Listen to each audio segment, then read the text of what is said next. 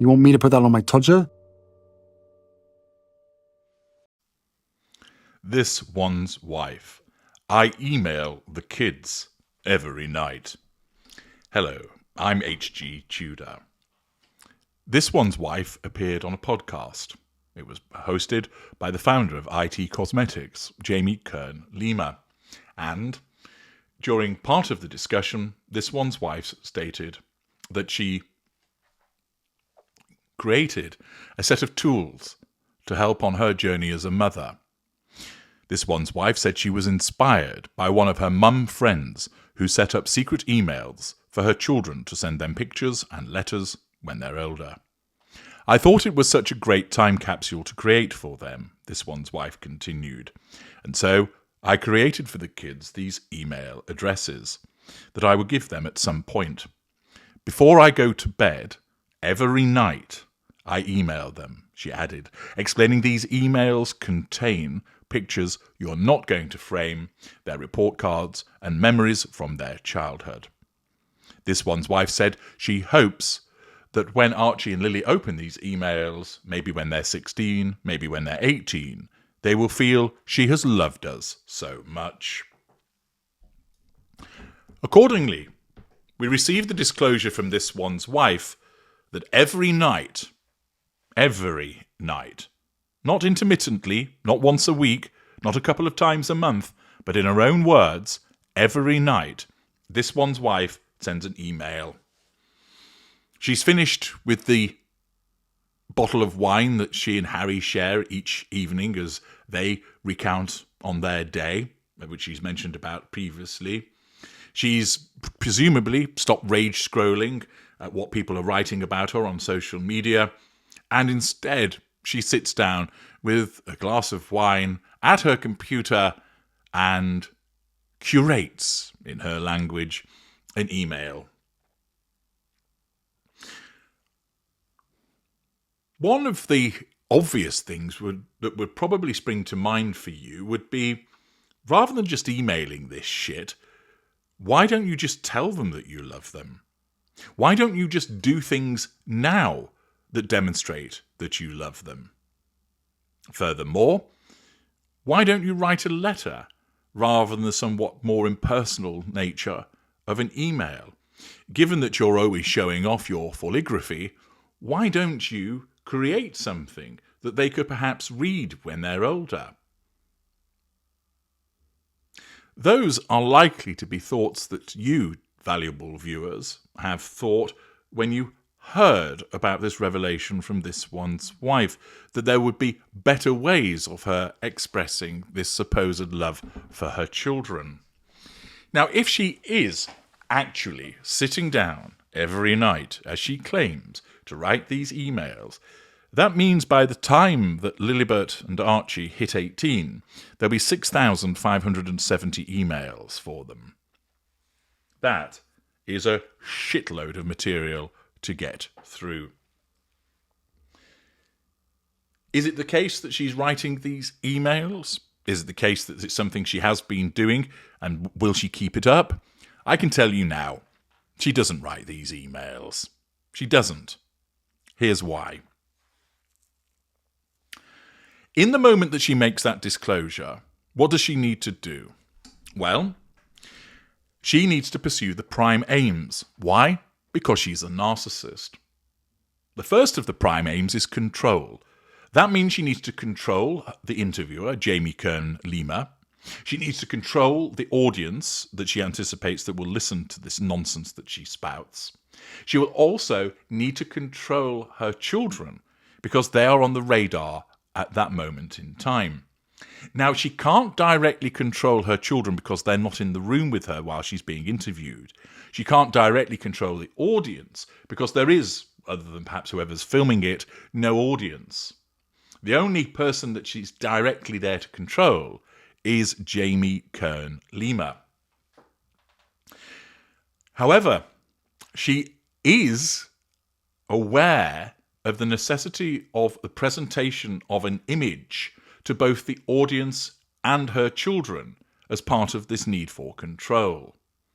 And therefore, what her narcissism does is it needs to find something in that moment in the interview to assert control over Jamie Kern Lima, and for the purposes of managing the facade towards the audience. What does it do? The narcissism essentially looks in its box of tricks and decides to revise history by claiming that she sends these emails. Now, I seem to recall a number of years ago that there was an advertisement that was doing the rounds where I think it was a father, and it might have been in relation to YouTube or it might have been in relation to Gmail, I can't quite remember, whereby he would take photos and videos and then he would upload them to YouTube to create an account which could then be accessed by the child when they were much older so that they could see various milestones. He certainly wasn't doing it every night.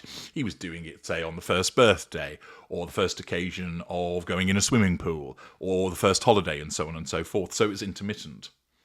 I should imagine that this one's wife has witnessed that advertisement at some point, and it's been stored, not intentionally, but just stored by her narcissism.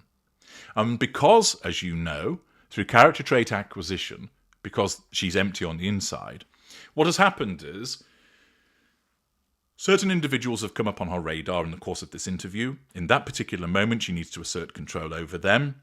The narcissism decides we will revise history and utilise somebody else's work to pass it off as our own, but refer to it as being inspired by one of her mom friends. Alternatively, she might not be thinking of the advertisement, and it might be that she is actually using something that a mom friend has spoken about. And then, in that moment, she revises history and says, every night I email them. I send them pictures that you're not going to frame, their report cards and memories from their childhood. She makes this disclosure, which is false, for the purposes of eliciting an "ah" from the interviewer, thus asserting control over her directly, receiving fuel from her, and managing her facade as a mum in relation to the audience, and by eliciting an "ah" from the interviewer, this allows her subconscious control over her two children because she can't control them directly because they're not there in the room at the time. In other words, her narcissism invents something, once again, by utilizing somebody else's experience, either the mum she refers to or the advertisement that I've referred to, as a means to make her look good, make her look kind, but as always, to get to the prime aims. It doesn't matter whether it's true or not, because she has no sense of conscience in that regard. All that matters is getting that control and drawing that fuel and managing that facade. And so the narcissism says, let's create an image of her being a kind mum by sending emails every night. Remember, this one's wife doesn't think she's creating an image. She thinks this actually happened because the narcissism cons her, if you will, into believing it. So she states it as if it were a fact. It might be that she sent one or two emails in the past. She certainly has not emailed them every night. Why? She's lazy. She's not that interested in the children. And every night, the children won't be on her radar. Something else will be. Somebody that she's seen make a comment about her. Harry, because she's arguing with him. And therefore, once again, because we understand her narcissism, this enables us to break down what she says and realise that it's simply not the case, that she doesn't email the kids every night. She's lazy, and therefore it's not something that she would engage in. It would serve no purpose for her to keep doing this because she would need to have a reaction. Remember, she's not going to sit down and spend time emailing the children when there's no response to those emails because that's a redundant act. Where's the fuel? Where's the control? It's pointless. Better to talk about it to other people as to something that she apparently does, because talking about it to somebody allows her to assert control over that interviewer and draw fuel from them and manage the facade. But the actual act of sending an email each night, which actually isn't received, doesn't really achieve anything for the narcissist, and therefore her narcissism would actually regard this as a complete waste of time, and therefore wouldn't direct her to do it. There might on one or two occasions be the instance of her sending an email and obtaining thought fuel about how the children would react, but thought fuel's fairly ephemeral, and the narcissist much prefers proximate fuel, i.e. the reaction that they witness rather than thinking about a reaction. Thought fuel doesn't last long, and where she might have perhaps done it once or twice and received thought fuel, her narcissism would simply think, what's the point in keep doing this? We need you to get actual fuel, proximate fuel. Gaining the thought fuel isn't that good. It's not a useful application of time to keep sending an email each and every night to both of them. Remember as well, she's so self-absorbed, she wouldn't be giving up her time in this way to the children, as you've seen when she does so much posting, more about that in a separate video, of the children in videos. It's all about, look at me being a mum. She could just film these things and keep them to herself, but she doesn't, because that wouldn't actually get her what she needs. She films, not because she wants to create a lovely memory, although she thinks that, because that's what her narcissism tells her. She films because she has to show off to the rest of the world in order to control the audience and draw fuel from them, and to manage her facade as a mum.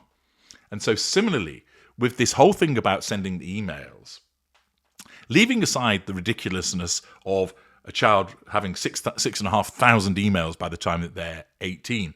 Leaving aside the ridiculousness of, well, you could just show that you love them rather than keep writing about it. All of that's actually irrelevant because these emails were never sent. Once again, it's another lie invented by this one's wife in the moment, utilizing somebody else's character traits in an attempt to make her look good, to manage her facade, to assert control and draw fuel. By understanding her narcissism, you're able to actually cut to the quick of what is going on with this one's wife. I'm H.G. Tudor. Thank you for listening.